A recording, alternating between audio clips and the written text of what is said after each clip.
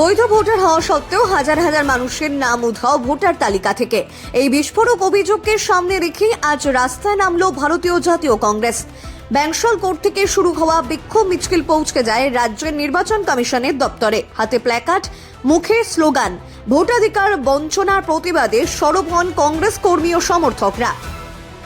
বিক্ষোভকারীদের দাবি, ভোটার তালিকার সংশোধনের নামে রয়েছে চরম গাফিলতি। আর এই ইস্যুতে একযোগে নিশানায় বিজেপি ও তৃণমূল দুই সরকারকেই।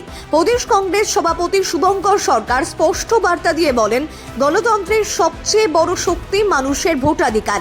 সেই অধিকার কেড়ে নেওয়ার চেষ্টা হলে কংগ্রেস রাস্তায় নেমেই লড়াই চালাবে। ভোটার তালিকা নিয়ে রাজ্যের রাজনৈতিক ঝড়, তাহলে কি ভোটের আগে বড় বিতর্ক? রাজ্যের রাজনীতিতে বাড়ছে উত্তাপ। উপরে মানুষের নাম আন্ডার কনসিডারেশনে রাখা হয়েছে লজিক্যাল ডিসক্রিপেন্সির নাম। লজিক্যাল ডিসক্রিপেন্সি নিয়ে কিন্তু কোনো উল্লেখ ছিল না গত বছরের জুন বা সেপ্টেম্বর মাসে আসার নির্দেশিকা। তার মানে লজিক্যাল ডিসক্রিপেন্সি একটা আফটার থট ছিল, বাংলার মানুষকে কীভাবে হয়রানি করা যায় সেই জন্য। তো আমাদের এখানে দাবি যে লজিক্যাল ডিসক্রিপেন্সির আন্ডার কনসিডারেশন যে নামগুলো আছে সেগুলোকে ফাইনাল ভোটার লিস্টে দিতে হবে। এবং আমরা দেখেছি মুর্শিদাবাদ, মালদা থেকে লক্ষ লক্ষ মানুষের নাম বাদ পড়েছে। তো আমাদের দাবি যে মানুষ বৈধ ভোটের অধিকার যাতে থাকে, সেই দাবি নিয়ে আজকে জাতীয় কংগ্রেস রাজপথে নেমে আন্দোলন করছে।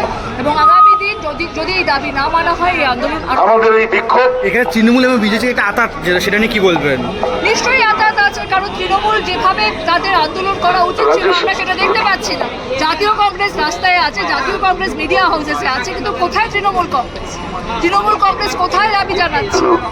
তৃণমূল কংগ্রেসের উচিত বাংলার মানুষের ভোটের অধিকারের জন্য আন্দোলন করা এবং বাংলার মানুষের ভোটের অধিকারকে ছিনিয়ে নিয়ে আসা। এই যে ভোটার আছে, বৈধ ভোটার, তাদের বাদ দিয়ে কি ভোট শুরু হয়ে যাবে? এভাবে কি মতামত আপনার? আমরা আন্দোলন করতে থাকবো। আন্দোলন করা আমাদের গণতান্ত্রিক অধিকার, তাই আমরা আন্দোলন করতে থাকবো এবং আমরা দেখবো যাতে মানুষদের যে হয়রানির সম্মুখীন হতে হচ্ছে সেটা যাতে না হতে হয়। এবং লজিক্যাল ডিসক্রিপেন্সির নামে বাবার নাম চট্টোপাধ্যায়, ছেলের নাম চ্যাটার্জি কেন, সেই নামে বা অমিতকে ট্রান্সলেট করে অমিত করে দেওয়া হয়েছে বলে, সেই জন্যে যাতে কোনো বৈধ ভোটার তার ভোটের অধিকার থেকে বঞ্চিত হয়। কোনো বৈধ ভোটারকে ফাইনাল ভোটার লিস্ট থেকে বাদ দেওয়া যাবে না। আসো, সম্পূর্ণ এটা একটা নাটক। বাংলার লোককে বিভ্রান্ত করছে। একদম দায়িত্ব নিয়ে বাংলার মুখ্যমন্ত্রী বারবার বলছি যে পরিকল্পিতভাবে একটা বিভ্রান্ত এবং বিভাজনে করছে। এর জন্য টোটালটাই বাংলার মুখ্যমন্ত্রী দায়ী। এগুলো পুরো জেনে বুঝে একটা বাংলার মানুষকে বিভ্রান্তিতে ফেলানো। তার কারণ একটা ছোট্ট উদাহরণ দিই, যদি আপনার বাড়ির কেউ বা আমার বাড়ির কেউ মারা যায়, তাহলে পরের মাস থেকে রেশন কার্ডটা যেরকম বন্ধ হয়ে যায়, রেশনটা বন্ধ হয়ে যায়, সেরকম বাংলার কাছে, বাংলার মুখ্যমন্ত্রী এবং সরকারের কাছে প্রতিনিয়ত প্রতিটা সব কিছু খবরাখবর থাকে। তাহলে কেন কে বৈধ কে অবৈধ তার কাছে সময় লাগে না?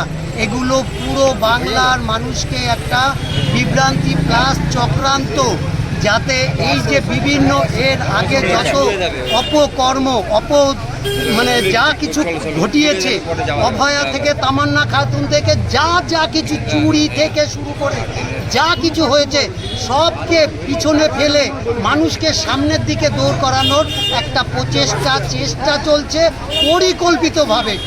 এবং তার সঙ্গে আবার বলছি, 2014 থেকে এই তৃণমূল সরকার, এই বাংলার মুখ্যমন্ত্রী বিজেপির সঙ্গে সম্পূর্ণ একটা গোপন আতাত। এতদিন আমরা বলেছি, আমরা এখন বলছি ডাইরেক্ট ওপেন আতাত।